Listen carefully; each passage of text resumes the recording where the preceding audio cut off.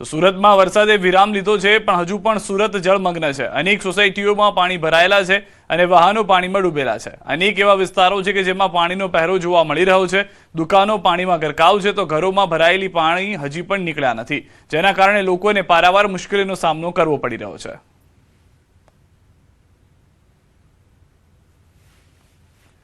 સુરતમાં સાંભળાધાર વરસાદને કારણે નદીઓ ગાંડીતુર બની છે। કીમ નદી ઓવરફ્લો થઈ પર્વત પાટિયા વિસ્તાર બેટમાં ફેરવાતા મગોબ વિસ્તારમાં ખાડીના પાણી ફરી વળ્યા છે। સમગ્ર વિસ્તારમાં જળબંબાકારની સ્થિતિ છે। જ્યાં જુઓ ત્યાં ને ત્યાં પાણી જ પાણી જોવા મળી રહ્યું છે। સુરતમાં ભારે વરસાદને લઈને સુરતની તમામ ટેક્સટાઇલ માર્કેટ બંધ રખાઈ છે। કાપડ માર્કેટમાં કામ કરવા આવતા અને વેપારીઓ જે વિસ્તારમાં રહે છે ત્યાં પાણીનો ભરાવો થઈ ગયો છે। સુરતમાં મીઠી અને ભેદવાળ ખાડી ઓવરફ્લો થઈ છે। સુરતમાં સતત વરસી રહેલા ભારે વરસાદે જનજીવનને માઠી અસર પહોંચાડી છે। પાંડેસરાની ભેદવાળ ખાડી ઓવરફ્લો થતા આસપાસના વિસ્તારોમાં પાણી ફરી વળ્યા છે।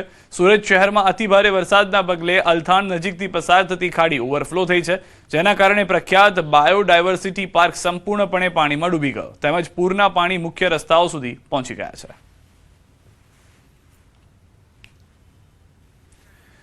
સુરતના અનેક વિસ્તારો હજુ પણ પાણીમાં ગરકાવ છે। સણિયા હેમદ ગામ પાણીમાં ડૂબેલા છે। ગામમાં 10 થી 12 ફૂટ પાણી ભરાયેલા છે।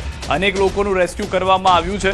બોટ દ્વારા લોકો જીવન જરૂરી વસ્તુઓ પહોંચાડવામાં આવી રહી છે। ન્યૂઝ 18ની ટીમ પહોંચી છે સાણિયા હેમદ। બોટમાં સવાર થઈ ન્યૂઝ 18ની ટીમ। ન્યૂઝ 18ના સંવાદદાતા કૃતેશ પટેલનો અહેવાલ। ન્યૂઝ 18 પર જુઓ સાણિયા હેમદના દ્રશ્યો।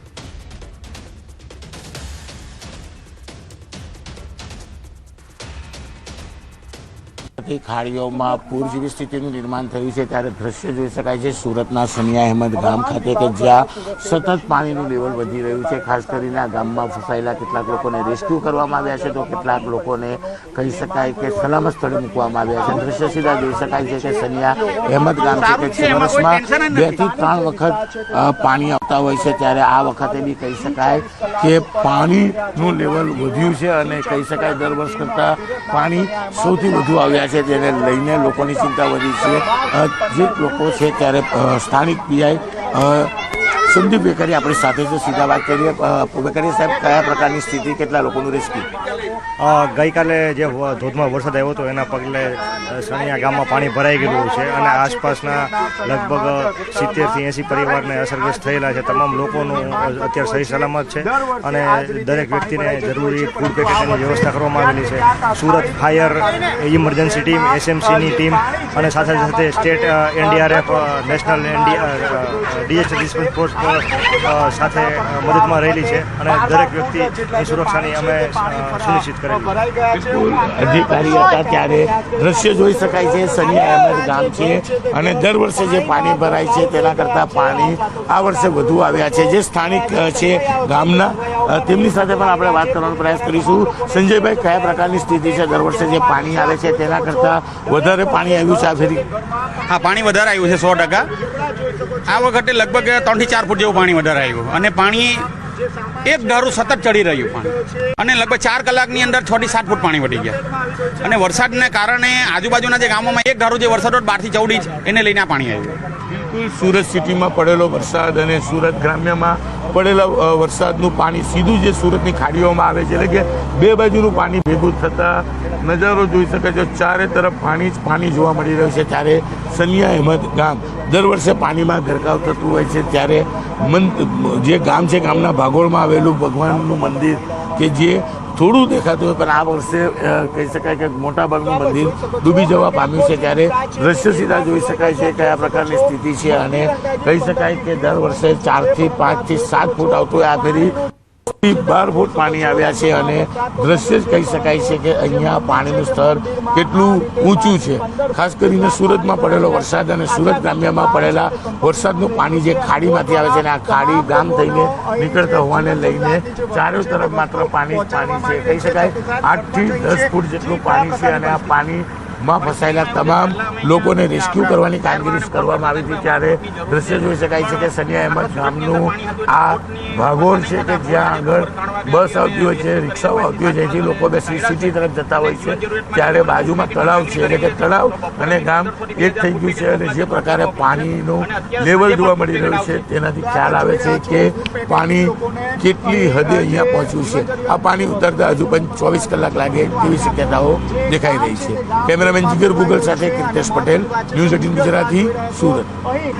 સુરતમાં મોટા પાયે ચાલી રહ્યું છે મિશન રેસ્ક્યુ. અનેક વિસ્તારોમાં ભરાયેલા છે પાણી, 10 ફૂટથી વધુ ભરાયેલા છે પાણી ભરાવાને કારણે અનેક લોકોનું રેસ્ક્યુ એનડીઆરએફ પોલીસ જવાનો ચલાવી રહ્યા છે આ રેસ્ક્યુ ઓપરેશન. તો દ્રશ્યોમાં પણ જે રીતે આપ જોઈ રહ્યા છો, વૃદ્ધ લોકો છે, જે બીમાર લોકો છે, તમામ લોકો કે જે પહેલાથી ફસાયેલા છે, તમામ લોકોને એક બાદ એક લાઈફ જેકેટની મદદથી બચાવવામાં આવી રહ્યા છે. જે બોટ છે તે બોટ જે પાણીમાં તરતી કરવામાં આવી છે કારણ કે એવા વિસ્તારો છે કે જ્યાં પણ ગળાડૂબ પાણી જોવા મળી રહ્યા છે, જ્યાંથી લોકોને પસાર થવું મુશ્કેલ થઈ રહ્યું છે. કેટલાક વિસ્તારો એવા છે કે જ્યાં આગળ પહેલા માળ સુધી પાણી ભરાઈ ગયેલા છે, તો ત્યાંથી પણ લોકોને રેસ્ક્યુ કરવામાં આવી રહ્યા છે. एनडीआरएफ की कुल 2 टीमें अभी सूरत में तैनात है और कल दोपहर से ही लगातार कार्य कर रहे हैं. लगभग 26-27 घंटे से कार्य कर रहे हैं और अभी तक 650 लोगों को इस टीम के द्वारा रेस्क्यू किया गया है. इसमें महिलाएं, बच्चे, प्रेग्नेंट लेडीज वगैरह है. अभी ये वाला जो अभी हम इलाके में हैं वो लिम्बायत का मीठी खाड़ी एरिया है. यहाँ पे अभी हम एनडीआरएफ के साथ मिलके ये पूरा एरिया है वो 10-12 फीट पानी ऊपर आ गया है. ये आप देख रहे हैं तो फर्स्ट फ्लोर तो ग्राउंड फ्लोर तो पूरा पानी के अंदर ही है. तो यहाँ से प्रायोरिटी में हम लोगों को इवेक्यूएट कर रहे हैं. इसमें ज़्यादातर तो जो मेडिकली कोई प्रॉब्लम, कोई इलनेस है कि कोई ऑपरेशन किया हुआ है कि ऐसा कोई है तो उसको पहले निकाल रहे हैं, बाद में बुजुर्ग और बच्चों को प्रायोरिटी दे रहे हैं. તો આજરોજ પાંડેસરા પોલીસ સ્ટેશન વિસ્તારમાં આવેલા લક્ષ્મી હોમ્સ બમરોલી ખાતે ગઈકાલથી પાણી ભરાયેલા છે. લોકોની હાલત કફોડી છે ત્યારે મદદની જરૂરિયાત અંગેનો મેસેજ મળતા જ પાંડેસરા પીઆઈ કેડી જાડેજા અને સ્ટાફ દ્વારા એનડીઆરએફની ટીમને બોલાવી તમામ લોકોને સુરક્ષિત બહાર ખસેડવામાં આવ્યા છે. અંદાજિત 100 લોકો હતા, જેમાં 2 પ્રેગ્નન્ટ મહિલા, 2 વૃદ્ધ તેમજ 2 બીમાર મહિલાઓ તેમજ એક 25 દિવસના બાળક સાથે મહિલાનો સમાવેશ થાય છે.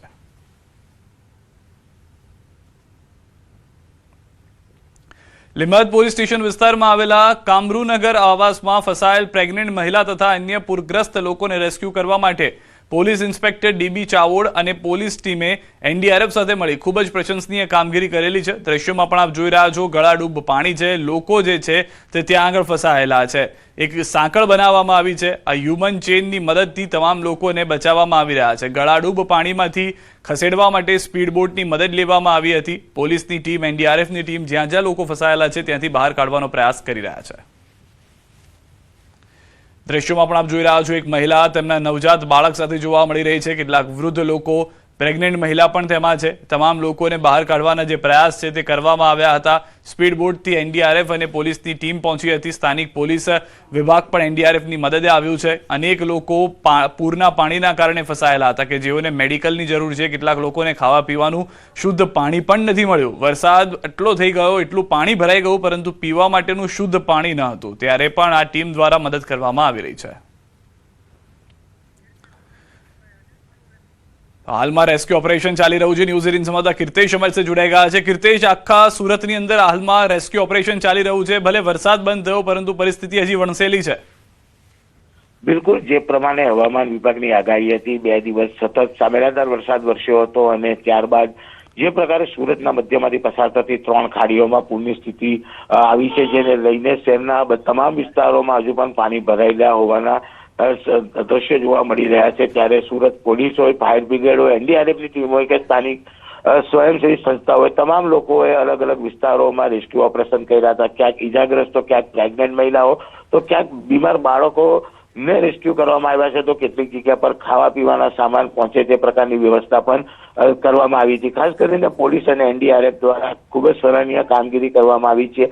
અને જે પ્રકારે કહી શકાય કે જે ગીચ વિસ્તારો છે કે જ્યાં પાણીનું પ્રમાણ વધારે છે ત્યાં સૌથી વધારે મદદ પહોંચાડવાનો પ્રયાસ કરવામાં આવ્યો છે. જો કે મહાનગરપાલિકાનું તંત્ર આ સમગ્ર બાબતમાં નિષ્ફળ ગયું છે, ત્યારે પોલીસ અને એનડીઆરએફે મેદાન સાચ્યું છે.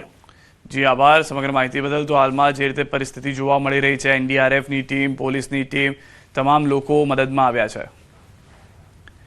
આ તરફ એસડીઆરએફ ગ્રુપ 1 વડોદરા દ્વારા પાંડેસરા વિસ્તારના કૃષ્ણનગર અને ગઢાનગરમાં ફસાયેલ 150 થી વધુ નાગરિકોને સુરક્ષિત જગ્યાએ રેસ્ક્યુ કરવામાં આવ્યું છે। દ્રશ્યો પણ આપ જોઈ રહ્યા છો તે પ્રમાણેની પરિસ્થિતિ છે। સુરતના પાંડેસરા વિસ્તારમાં 15 દિવસની જન્મેલી બાળકી સાથે માતાનું રેસ્ક્યુ કરવામાં આવ્યું। પાંડેસરાના નાગસેન નગરમાં 15 દિવસ પહેલા જ બાળકીને માતાએ જન્મ આપ્યો હતો।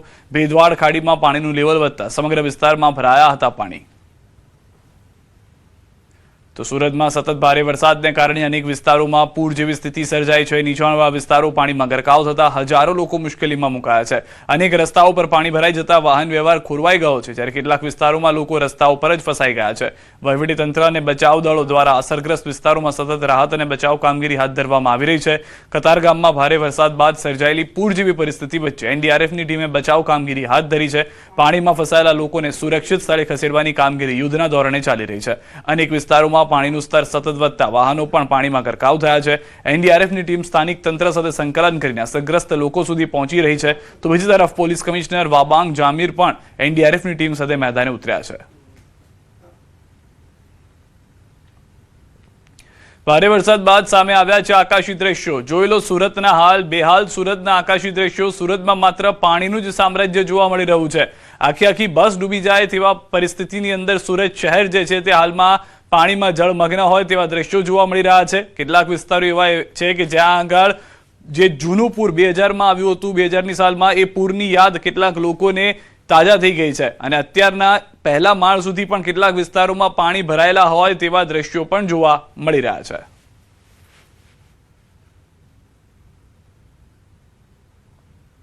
તો ભારે વરસાદ બાદ આ આકાશી દ્રશ્યો સરથાણા વિસ્તારના છે। ડ્રોન વિડીયો જે સરથાણા વિસ્તારનો છે તે અમે આપને બતાવી રહ્યા છે। સરથાણા વિસ્તારમાં જળમગ્ન રસ્તાઓ જોવા મળી રહ્યા છે। નદીઓ બન્યા હોય રસ્તાઓ તેવા દ્રશ્યો જોવા મળી રહ્યા છે। સરથાણાના અનેક હાઈરાઇઝ બિલ્ડિંગની આસપાસના વિસ્તારની પરિસ્થિતિ જુઓ તો પાણી જ પાણી જોવા મળી રહ્યું છે। લોકો જે છે તે જળકેદી થઈ ગયા હોય તે પ્રમાણેની પરિસ્થિતિ છે, કારણ કે બહાર નીકળતા બોટ સિવાય કોઈ અન્ય વિકલ્પ દેખાતો નથી।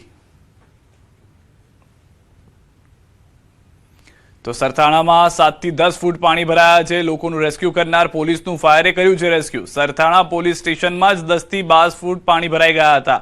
સરથાણા પોલીસ સ્ટેશન પાણીમાં ગરકાવ થઈ ગયું હતું। અનેક વિસ્તારની અંદર પોલીસ જે છે તે રેસ્ક્યુ કરી રહી છે, પરંતુ સરથાણાની અંદર એવી પરિસ્થિતિનું નિર્માણ થયું હતું કે એસડીઆરએફ એનડીઆરએફની ટીમને કોલ આપવામાં આવ્યો હતો। તેમની ટીમ દ્વારા પોલીસનું રેસ્ક્યુ કરવામાં આવ્યું હતું, કારણ કે પોલીસ સ્ટેશનમાં પણ 10 થી 12 ફૂટ પાણી ભરાયેલા છે।